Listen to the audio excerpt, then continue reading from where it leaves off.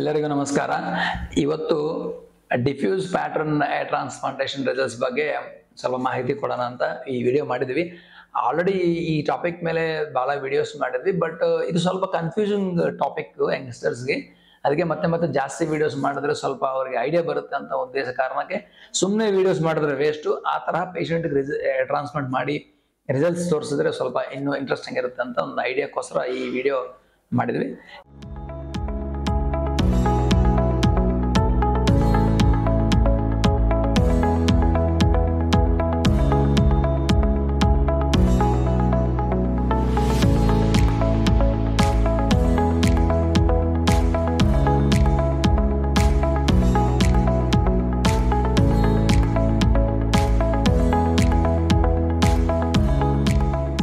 ಈ ವಿಡಿಯೋದಲ್ಲಿ ಸೆಲೆಕ್ಟ್ ಮಾಡಿದ ಕೇಸ್ ಇಂಪಾರ್ಟೆಂಟ್ ಏನಂದ್ರೆ, ನಂಬರ್ 1 ಪಾಯಿಂಟ್ ಏನಂದ್ರೆ diffused pattern hair loss.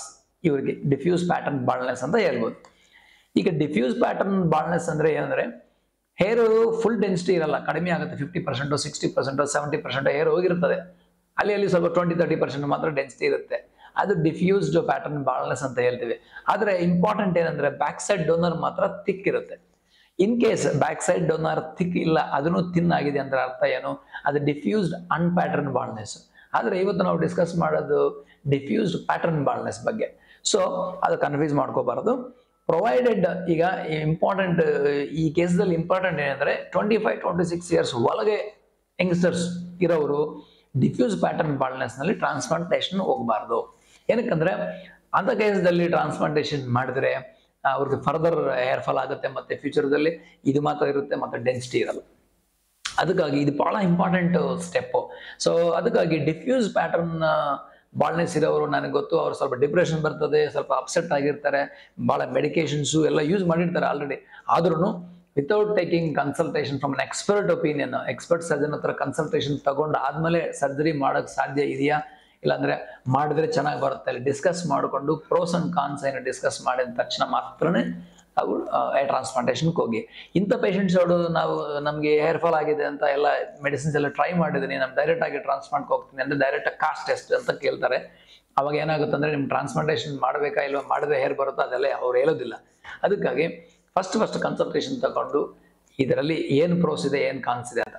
Suppose ಈ ಪೇಷಂಟ್ದಲ್ಲಿ ನಾವೀಗ ತೋರಿಸ್ತಾ ಇದ್ದ ಪೇಷಂಟ್ಗೆ ಏಜ್ 43 ಇಯರ್ಸ್, ಅದರಿಂದ ಅವ್ರ ಫ್ಯಾಮಿಲಿಯಲ್ಲಿ ಮೇಲ್ ಪ್ಯಾಟರ್ನ್ ಬಾಲ್ನೆಸ್ ಇದೆ, ಬಟ್ ಇವರಿಗೆ ಡಿಫ್ಯೂಸ್ ಪ್ಯಾಟರ್ನ್ ಬಾಲ್ನೆಸ್ ಆಗಿದೆ. ಅಂದ್ರೆ ಬ್ಯಾಕ್ ಸೈಡ್ ಸಖತ್ ಡೆನ್ಸಿಟಿ ಇದೆ. ಸೊ ಅದರಿಂದ ಏಜು ಜಾಸ್ತಿ ಇದೆ, ಅದರಿಂದ 100% ನಾವು ಟ್ರಾನ್ಸ್ಪ್ಲಾಂಟೇಷನ್ಗೆ ಹೋಗ್ಬೋದು. ಸೊ ಆ ರೀತಿ ಇವರಿಗೆ ನಾವು ಟ್ರಾನ್ಸ್ಪ್ಲಾಂಟೇಷನ್ ಮಾಡಿದ್ವಿ. ಈಗ ಇನ್ನೊಂದು ಇಂಪಾರ್ಟೆಂಟ್ ಟಾಪಿಕ್ ಏನಂದ್ರೆ, ಇಂಥ ಕೇಸ್ಗೆ ಯಾವ ತರಹ ಪ್ಲಾನ್ ಮಾಡಬೇಕು, ಅದು ಬಹಳ ಮುಖ್ಯ. ಇದು ಈ ತರ ಡಿಫ್ಯೂಸ್ ಪ್ಯಾಟರ್ನ್ ಕೇಸ್ ಅವರಿಗೆ ಪ್ಲಾನಿಂಗ್ ಬಹಳ ಮುಖ್ಯ. ಪ್ಲಾನಿಂಗ್ ಅಂದ್ರೆ ಏನು? ಬಹಳ ಕಾಮನ್ ಜನ ಏನ್ ಅನ್ಕೊಂತಾರಂದ್ರೆ, ಟ್ರಾನ್ಸ್ಪ್ಲಾಂಟೇಷನ್ ಅವ್ರಿಗೆ ಒಂದೇ ತರ ಕಾಣ್ತದೆ, ಟ್ರಾನ್ಸ್ಪ್ಲಾಂಟೇಷನ್ ಅಷ್ಟೇ.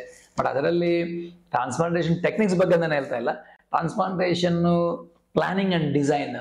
ಈಗ ಹೇಗಂದ್ರೆ, ಮನೆ ಅಂದ್ರೆ ಎಲ್ಲರಿಗೆ ಮನೆ ಒಂದೇ, ಬಟ್ ಡಿಫ್ರೆಂಟ್ ಡಿಸೈನ್ಸ್ ಇರ್ತವೆ. ನಿಮ್ ಪ್ರಕಾರ ಡಿಸೈನ್ ಬೇರೆ ಇರುತ್ತೆ, ಅವ್ರ ಪ್ರಕಾರ ಡಿಸೈನ್ ಬೇರೆ ಇರುತ್ತೆ. ಸೇಮ್ ತರ ಏರ್ ಟ್ರಾನ್ಸ್ಪ್ಲಾಂಟೇಷನ್ ಅಲ್ಲಿ ಆ ತರ ಒಳ್ಳೆ ಡಿಸೈನ್ಸ್ ಎಲ್ಲ ಮಾಡೋದು ಸಾಧ್ಯ ಇಲ್ಲ. But only with one design ಇಂದಾನೆ ನಿಮ್ಗೆ ಹೇರ್ ಬರುತ್ತೆ. ಅದು ನಿಮ್ ಸರ್ಜನ್ ಗೊತ್ತು. ಅದು ಈಚ್ ಪರ್ಸನ್ಗೂ ಬೇರೆ ಇರುತ್ತೆ.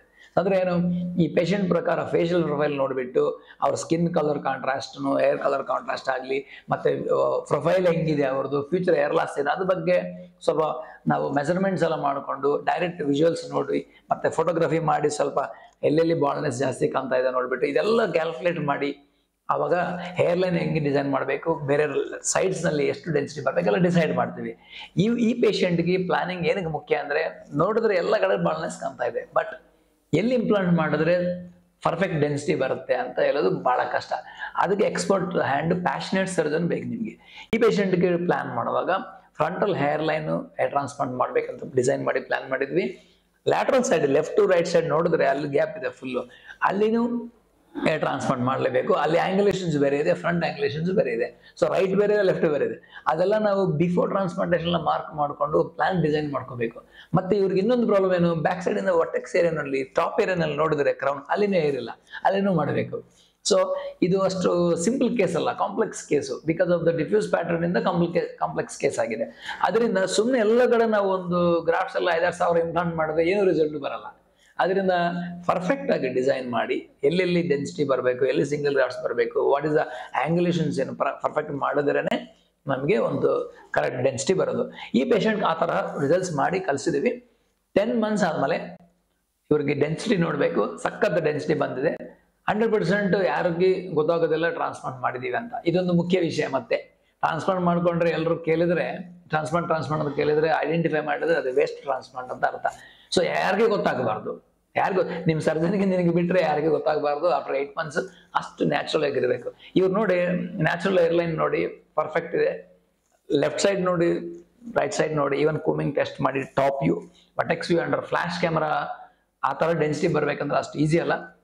ಇದು ಬೆಸ್ಟ್ ಕ್ಯಾಮಫ್ಲಾಜಿಂಗ್ ಟೆಕ್ನಿಕ್ ನಲ್ಲಿ ಮಾಡಿದ್ವಿ. ಸೊ ವಟೆಕ್ಸ್ ಏರಿಯಾನಲ್ಲಿ ನೋಡಿ ಕಂಪ್ಲೀಟ್ ಕವರ್ ಆಗಿದೆ.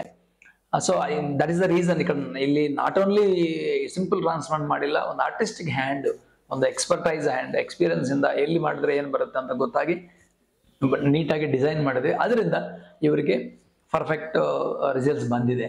ಇಂದ ಕೇಸ್ಗೆ ಏನಾದರೂ ಫ್ಯೂಚರ್ನಲ್ಲಿ 5-6 ವರ್ಷ ಆದಮೇಲೆ ಹೇರ್ ಹೋದ್ರೂ ಸೆಕೆಂಡ್ ಟೈಮ್ ಮಾಡೋ ಅವಕಾಶ ಇರುತ್ತೆ ಆರಾಮಾಗಿ. ಇನ್ನು 15-20 years ಅವ್ರಿಗೆ ಏನೂ ಆಗೋದಿಲ್ಲ. ಸೊ ಅದರಿಂದ ಈಗ ಬ್ಯಾಕ್ ಸೈಡ್ ಗ್ರಾಫ್ಟ್ಸ್ ತಗೊಂಡು ಯಾರಾದ್ರೆ ಬ್ಯೂಟಿಫುಲ್ ಆಗಿ ಯುಟಿಲೈಸ್ ಮಾಡ್ಕೊಂತಾರೋ ಆ ಥರ ಯುಟಿಲೈಸ್ ಮಾಡಬೇಕಿಲ್ಲ ಅಂದ್ರೆ ವೇಸ್ಟ್ ಆಗುತ್ತೆ ರಾ ಮೆಟೀರಿಯಲ್, ಅವಾಗ ಒಳ್ಳೆ ರಿಸಲ್ಟ್ಸ್ ಬರುತ್ತೆ ಅಂತ ಒಂದು ಎಕ್ಸಾಂಪಲ್ ಈ ಕೇಸ್.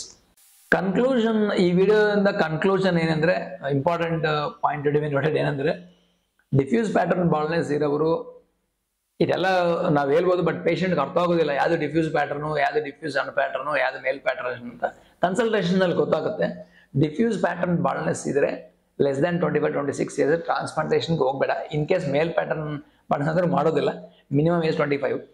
ಬಟ್ ಆದರೆ ಡಿಫ್ಯೂಸ್ ಪ್ಯಾಟರ್ನ್ ಅವ್ರು ಡೈರೆಕ್ಟ್ ಆಗಿ ಟ್ರಾನ್ಸ್ಪ್ಲಾಂಟ್ ಹೋಗ್ಬೇಡ. ನಿಮ್ಮ ಸರ್ಜನ್ ಹತ್ರ ಕನ್ಸಲ್ಟೇಷನ್ ಮಾಡಿ ನಿಮ್ಮ ಕೇಸ್ನಲ್ಲಿ ಈಗ ಮೇಲ್ ಪ್ಯಾಟರ್ನ್ ಬಾಲ್ನೆಸ್ ಟ್ರಾನ್ಸ್ಪ್ಲಾಂಟ್ ಮಾಡಿದ್ರೆ ರಿಸಲ್ಟ್ಸ್ ಬಂದೇ ಬರುತ್ತೆ. ಇದರಲ್ಲಿ ನಮ್ಮ ಕೇಸ್ನಲ್ಲಿ ಚೆನ್ನಾಗಿ ಬರುತ್ತಾ ಇಲ್ವಾ, ನಿಮ್ಗೆ ಪ್ರಕಾರ ಟ್ರಾನ್ಸ್ಪ್ಲಾಂಟೇಷನ್ ಒಂದೇ ಥರ ಕಾಣುತ್ತೆ, ಬಟ್ ಈಚ್ ಪರ್ಸನ್ಗೆ ಪ್ಲಾನ್ ಡಿಫ್ರೆಂಟ್, ಅದು ಇಂಪಾರ್ಟೆಂಟು. ಈ ಪೇಷಂಟ್ನಲ್ಲಿ ಏನಕ್ಕೆ ಮಾಡಿದ್ವಿ ಅಂದರೆ ಏಜ್ 43 years, ಅದು ಇಂಪಾರ್ಟೆಂಟ್, ಅದಕ್ಕೆ ಮಾಡಿದ್ವಿ. ಡೋನರ್ ಪರ್ಫೆಕ್ಟ್ ಇದೆ.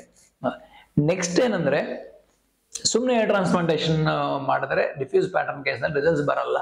ಯಾಕಂದ್ರೆ ಇಲ್ಲಿ ಟ್ರಾನ್ಸ್ಪ್ಲಾಂಟೇಷನ್ ಟೆಕ್ನಿಕಲ್ ಇಂಪಾರ್ಟೆಂಟು, ಇಲ್ಲಿ artistic designing important, plan important, meticulous ಆಗಿ ಇಂಪ್ಲಿಮೆಂಟೇಷನ್ ಇಂಪಾರ್ಟೆಂಟು.